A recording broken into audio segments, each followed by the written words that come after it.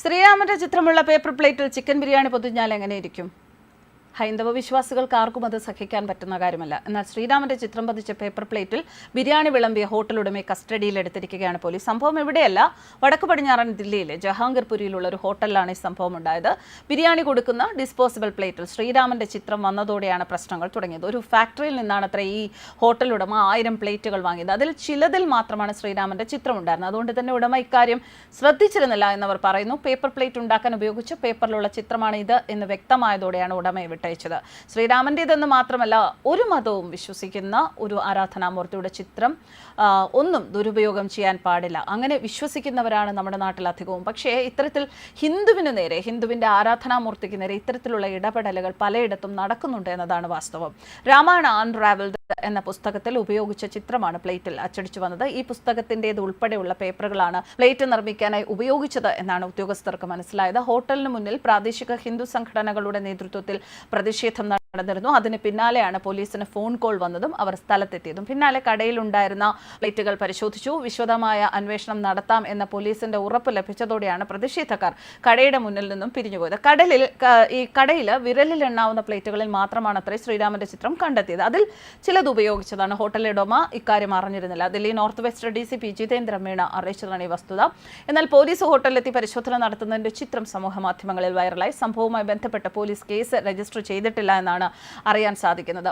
രാമക്ഷേത്ര പ്രാണപ്രതിഷ്ഠയ്ക്ക് പിന്നാലെ ഭഗവാൻ ശ്രീരാമനെ നമ്മുടെ കേരളത്തിൽ അപമാനിക്കുന്ന ഒരുപാട് സംഭവങ്ങൾ ഉണ്ടായിട്ടുണ്ട്. അത്തരത്തിലൊരു സംഭവമായിരുന്നു തൃശൂർ MLA P. ബാലചന്ദ്രൻ ഫേസ്ബുക്കിലൂടെ ശ്രീരാമനെ അവഹേളിച്ചത്. അത് കേരളത്തിലായിരുന്നു. സംഭവത്തിൽ ശക്തമായ പ്രതിഷേധം ഉയർന്നു വന്നു. അതിനു പിന്നാലെ അദ്ദേഹം ഫേസ്ബുക്ക് പോസ്റ്റ് പിൻവലിച്ച് മാപ്പ് വരെ പറയേണ്ടി വന്നു. ആ സംഭവം ഇങ്ങനെയായിരുന്നു. മാനായി വന്ന മാരീച്ചിന് പിന്നാലെ ശ്രീരാമൻ കാട്ടിലേക്ക് പോകുന്ന ആ രംഗത്തെയാണ് ബാലചന്ദ്രൻ വളരെ മോശമായി ഫേസ്ബുക്കിൽ പരാമർശിച്ചത്.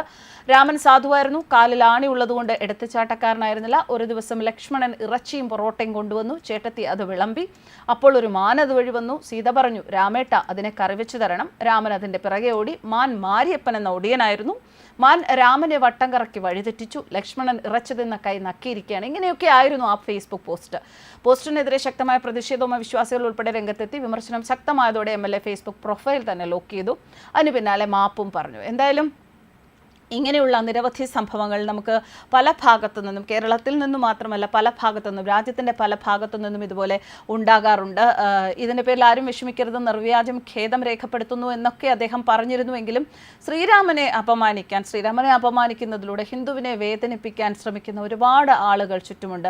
ഈ അടുത്ത ദിവസവും നമ്മൾ കണ്ടാണ്, പൂരദിനത്തിൽ രാമനെ കണ്ട ആ ഒരു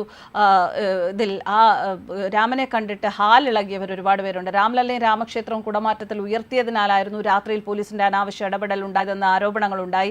വിവിധ രാഷ്ട്രീയ നേതാക്കൾ കരുതലോടെയുള്ള പ്രതികരണം തന്നെയാണ് ഇക്കാര്യത്തിൽ നടത്തിയത്. എന്തായാലും ചരിത്രത്തിൽ ആദ്യമേ തൃശ്ശൂർ പൂരം നിർത്തിവെക്കേണ്ട അവസരം വന്നു.